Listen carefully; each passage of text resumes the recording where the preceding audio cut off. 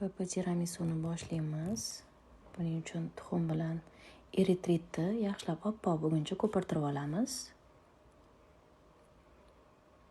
Qolgan masalalarni solamiz. Bodom uni, razrıhletel, kraxmal.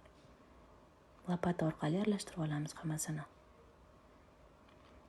Va mishokka solib, tagiga pergamen solib quyib chiqamiz shunaqa qilib. Formasini xohlagancha qilsanglar bo'ladi.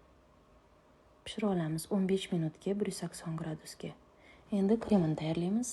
Buning uchun 300 gram qaymoqga 200 gram krem cheese va stevia solamiz. Bu stevia korzinkalarda sotadi. 30 gram stevia. Hammasini mikser orqali yaxshilab ko'pirtiramiz. Qattiq ko'pik bo'lgandan keyin 100 gram sutimizni solamiz. Sut solgandan keyin massamiz yana ham chiroyli ko'payadi. Pishning bo'lib chiqadi. Bu yerda alohida achchiq kofe damlab oldim.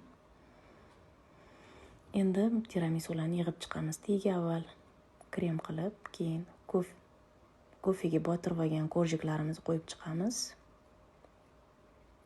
Korjikimiz tez uvib ketadi. O'shaning uchun sovuq kofe sovigandan keyin qilganinglar yaxshi.